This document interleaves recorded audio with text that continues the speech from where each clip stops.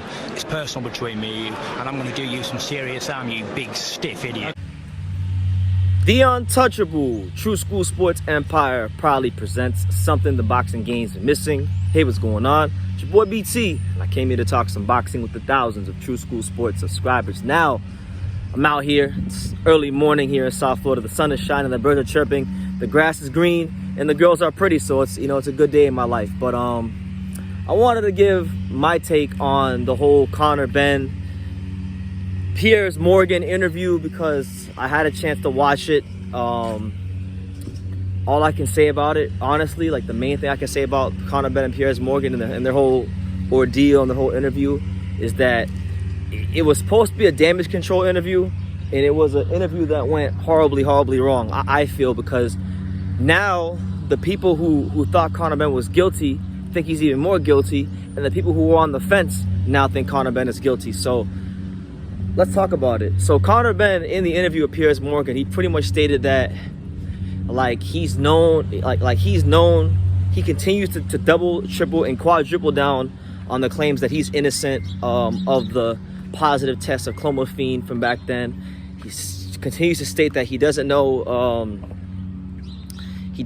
how that got in the system, and he's innocent, and he thinks drug cheat should be banned, and he's not a drug cheat, although he failed 2 tests and all that.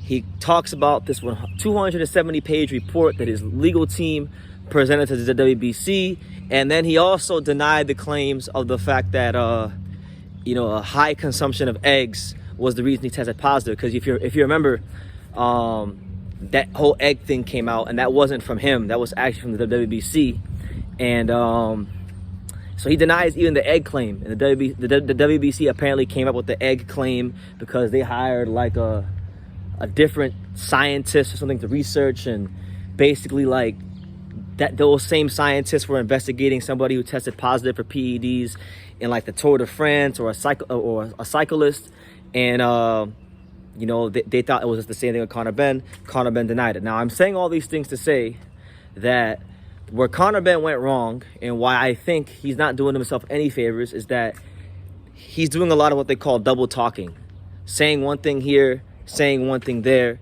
causing a lot of confusion. And if there's one thing I know about life in general, when it comes to anything, it could be boxing, it could be friendships, it could be business, it would be that confusion is always the enemy. The devil is the author of confusion, So you always want to avoid confusion and always try to strive for clarity in everything you do in life. And that's not just for boxing, that's just for life in general, right? So that being said, Conor Benn said on one hand that he has the evidence that he could give the public, that and the WBC and the British Boxing Board of Control, which would clear his name, right? But then he says he can't present all the information, supposedly, to the British Boxing Board of Control to get his license reinstated in the UK, where he's from, to fight in his home base, where he sells the most tickets and where he's the most popular. He says that he can't give it to them because there's still legal things going on. And then on top of that, he winds up saying, well, he doesn't want to fight in the UK anyway, and he's gonna he's gonna go to another country, probably here in the States, and get another license. So when you watch the interview, and if you haven't watched the interview, please go watch it and just don't take my word for it. When you watch the interview, Conor Benn comes off as someone who, in this situation, right? I like Conor Benn. I met him in real life. I like him a lot as a person from the one time I met him. That was back in summer of 2021 at City Athletic Boxing Club. I have nothing bad to say about him as far as when I met him. He was great. But in this instance, Conor Benn sounds very disingenuous. He sounds confused. He sounds like a hypocrite. That's the way he's coming off.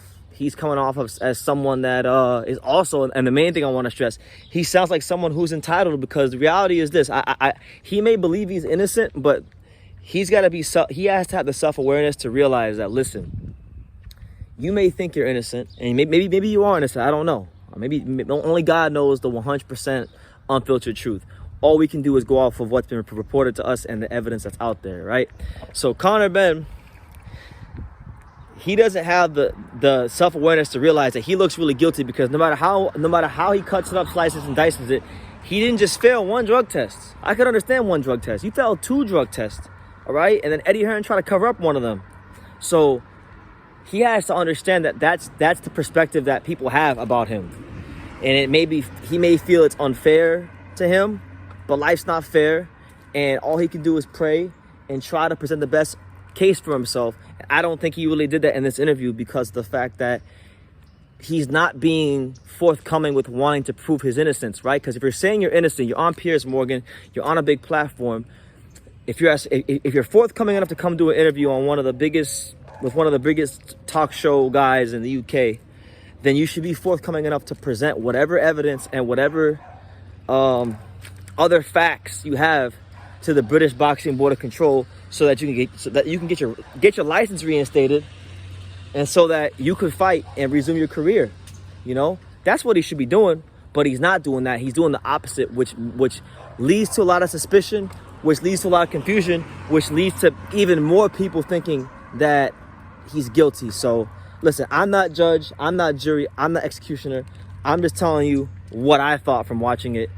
And like I said, I've never once wished bad on Conor Benn, because I like Conor Benn. I like what he brings to the sport.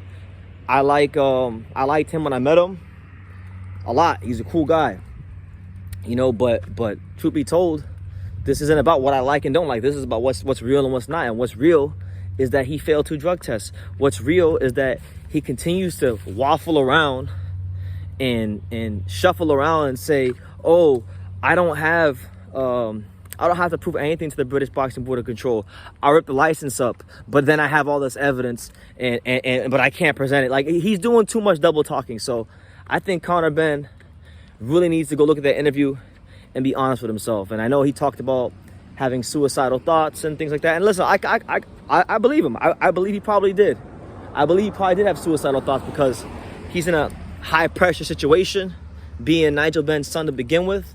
Then he's in a higher pressure situation now that he tested positive PEDs, and people on the internet are ruthless, and they don't have the grace and the love and the mercy of your boy BT, you know, to be honest with you. So